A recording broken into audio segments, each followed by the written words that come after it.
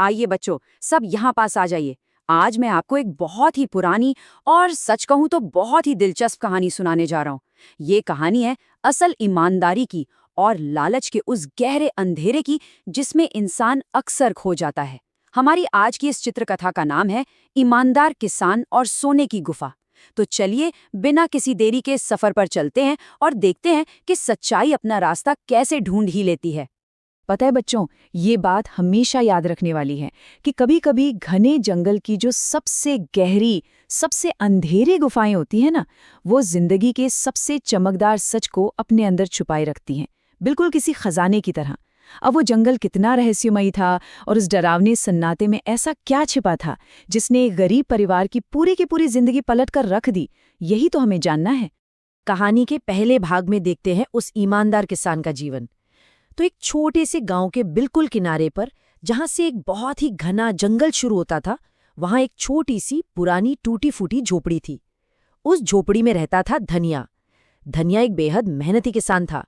उसके साथ उसकी बूढ़ी माँ और उसकी एक बहुत ही प्यारी लेकिन बहुत बहादुर छोटी बेटी रहती थी जिसका नाम था गौरी। धनिया के पास कोई बहुत बड़ी जमीन नहीं थी, बस थोड़े से ही खेत थे। लेकिन वो आदमी सुबह सूरज निकलने से भी पहले उठ जाता था और अपने परिवार का पेट पालने के लिए दिन भर पसीना बहाता था। अब देखिए, इस गांव में दो बिल्कुल ही अलग तरह के इंसान रहते थे। एक तरफ था अपना धनिया, जो दिन रात बस मेहनत करता, अपनी फसल में भूलकर भी कोई मिलावट नहीं करता और बस अपनी मेहनत का एक सही दाम चाहता था। और दूसरी तरफ था लालाचंद सेठ, एक बहुत ही अमीर व्यापारी, लेकिन उतना ही लालची। वो ज्यादा मुनाफे के लिए अनाज में मिलावट करने से भी नहीं हिचकिचाता था। अब हुआ क्या, जब गांव के लोगों ने धनिया की एकदम शुद्ध फसल खरीदनी शुरू की, तो लालाचंद के मन में जलन पैदा हो गई। वो धनिया से चिढ़ने लगा। धनिया की छोटी बेटी गौरी भी बिल्कुल अपने पिता पर गई थी, एकदम निडर। एक दिन की बात है, जब वो बिल्कुल अकेले उस डरावने जंगल के किनारे से घर के लिए लकड़ियां बीन कर लाई, तो उसने अपने पिता से एक बहुत ही शानदार बात कही। उसने कहा, बाबा, डर के आगे हमेशा हिम्मत रखनी चाहिए। सोचिए, इतनी छोटी सी बच्ची और इतनी बड़ी बात। इससे साफ पता चलता है कि धनिया ने इतनी गरीबी में भी अपने परिवार को कितने मजबूत, ईमानदार और निडर संस्कार दिए थे।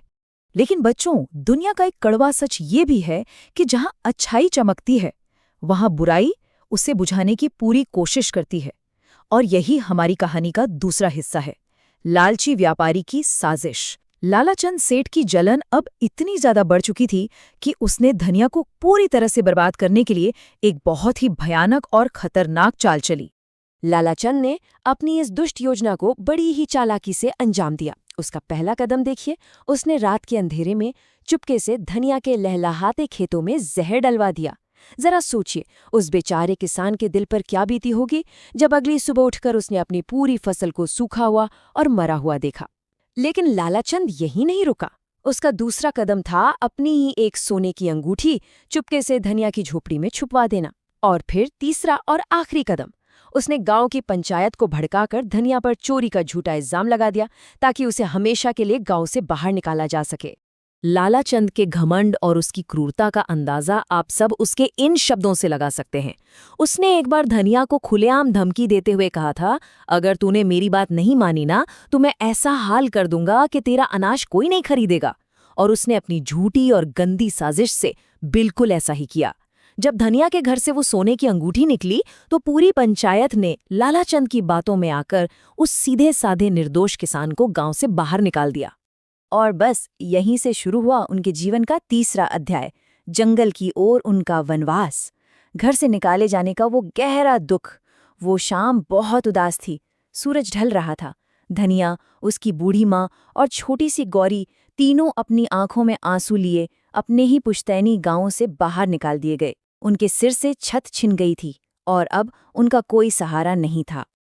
अब यहाँ एक पल रुककर सोचिए बच्चों, एक गरीब और बेसहारा परिवार इस इतने गहरे, अंधेरे और रहस्यमय जंगल में आखिर जाएगा तो जाएगा कहाँ? चारों तरफ सिर्फ और सिर्फ जंगली जानवरों की डरावनी आवाजें गूंज रही थीं और रात का वो घना अंधेरा हर पल बढ़ता ही जा रहा था। वो पूरी रात उनके लिए अपनी जान बचाने की एक कड़े संघर्ष की रात थी। सबसे पहले तो उन्होंने एक बहुत ही बड़े और पुराने से पेड़ के नीचे छुपने की कोशिश की, लेकिन तभी अचानक से भयंकर आंधी और तूफानी बारिश शुरू हो गई। आसमान में जोर जोर से बिजलियां कड़कने लगीं। दादी ठंड से कांप रही थीं। तभी अचानक धनिया की नज़र पहाड़ी के पास एक अंधेरी छुपी हुई गुफा पर पड़ी। बिना एक पल सोचे अपनी जान बचाने के लिए वे सब भागते हुए उस गुफा की गहरी शांति में गए और वहां जाकर शरण ली। कहते हैं ना बच्चों, हर अंधेरी रात के बाद एक चमकदार सवेरा जरूर होता है। और यही हमारी कहानी का चौथा भाग है, सुनहरा इनाम। रात भर के उस भयानक तूफान के बाद अगली सुबह वो शांत और अंधेरी गुफा ही उनका नया घर बन गई थी। धनिया रोज जंगल से फल और लकड़ियां चुनकर लाता, गौरी खुशी खुशी गुफा की सफाई करती और दादी एक कोने में बैठकर भगवान का नाम जपती रहती। वो सब उस गुफा में बड़ी ही शांति और सुकून से रहने लगे थे। और फिर एक दिन वहां एक बहुत बड़ा चमत्कार हुआ। जब छोटी गौरी गुफा के कोनों में झाड़ू लगा रही थी ना, तो अचानक उसे धूल और पत्थरों के बीच छिपी हुई एक बहुत पुरानी थैली मिली। जब गौरी ने उसे खोलकर देखा तो उसकी खुशी का कोई ठिकाना ही नहीं रहा। क्या था उस थैली में? वो थैली पूरी तरह से चमकते हुए सोने के सिक्कों से भरी हुई थी, बिल्कुल ऊपर तक। बच्चों, हमारे बड़े बुजुर्ग हमेशा एक बात कहते हैं कि सच्ची ईमानदारी और सब्र का फल जरूर मिलता है। और ये खजाना धनिया के उसी सच्चे और साफ दिल का एक बहुत बड़ा इनाम था। धनिया ने उन सोने के सिक्कों से एक दूसरे गांव में अपने लिए खेत और एक अच्छा सा घर खरीद लिया और वे सब बहुत खुशी से रहने लगे। लेकिन रुकिए, कहानी अभी यहाँ खत्म नहीं हुई है। कहानी के 5वें भाग में अब बिछने वाला था लालच का वो खतरनाक जाल। हुआ यूं कि जैसे ही धनिया के अचानक से इतना अमीर होने की खबर उस लालाचंद सेठ के कानों तक पहुंची, उसकी आंखों में फिर से लालच की वो गंदी सी चमक आ गई। लालच में पूरी तरह से अंधा होकर लालाचंद खुद से ही बुदबुदाने लगा, अगर वहां उस गुफा में सोने के सिक्के मिले हैं तो पक्का वहां और भी बहुत सारा खजाना होगा और मैं वो सब खुद अपने नाम कर लूंगा। इसी पागलपन और लालच में वो आदमी तुरंत उस अंधेरी गुफा की तरफ बिल्कुल अकेला ही दौड़ पड़ा। उसे लगा कि बस अब वो वहां से सारा का सारा खजाना निकालकर रातों रात दुनिया का सबसे अमीर आदमी बन जाएगा। लेकिन गुफा के अंदर कदम रखते ही लालाचंद के उस खजाने का सपना एक बहुत ही भयानक और डरावने सपने में बदल गया।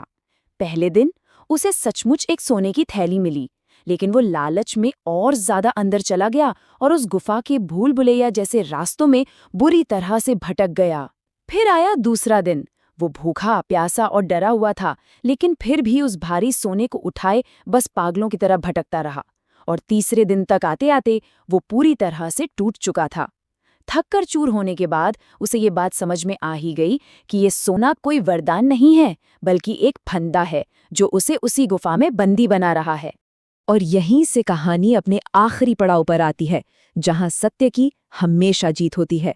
अपनी जान बचाने के लिए लालाचंद को आखिरकार हार माननी पड़ी और उसे वो सारा का सारा सोना वहीं उस अंधेरी जमीन पर छोड़ना पड़ा। जब वो खाली हाथ बुरी तरह हांफता हुआ उस गुफा से बाहर निकला तो उसके दिल में अपने किए गए सारे पापों का बहुत भारी पछतावा था। लालाचंद ने उस दिन अपनी जिंदगी का एक बहुत ही कड़वा सबक सीखा। लालच एक ऐसा शक्तिशाली और खतरनाक जाल है ना बच्चों, जो इंसान को सच देखने से बिल्कुल अंधा कर देता है। ये इंसान की खुशियों और आशीर्वाद को भी उन भारी जंजीरों में बदल देता है जो उसे अंधेरे में जकड़ कर रखती हैं। उसे आखिरकार ये बात समझ आ ही गई थी कि किसी दूसरे का हक छीनकर कोई भी इंसान कभी भी सच्ची अमीरी या मन की शांति हासिल नहीं कर सकता। तो वक्त के साथ दोनों के कर्मों का जो अंतिम परिणाम था वो सबके सामने आ ही गया। जब गांव की पंचायत को लालाचंद की सारी सच्चाई का पता चला तो उन्होंने उस पर बहुत भारी जुर्माना लगाया और उसे हमेशा हमेशा के लिए गांव से बाहर निकाल दिया।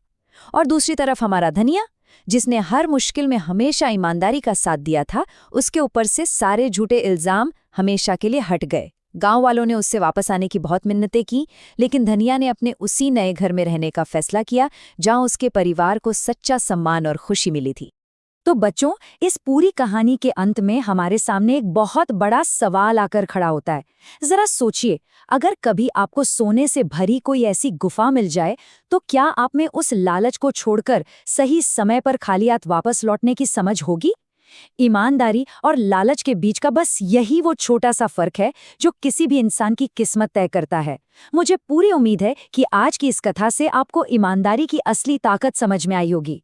ऐसे ही सीखते रहिए, हमेशा मुस्कुराते रहिए और चाहे कुछ भी हो जाए, हमेशा सच्चाई का साथ दीजिए।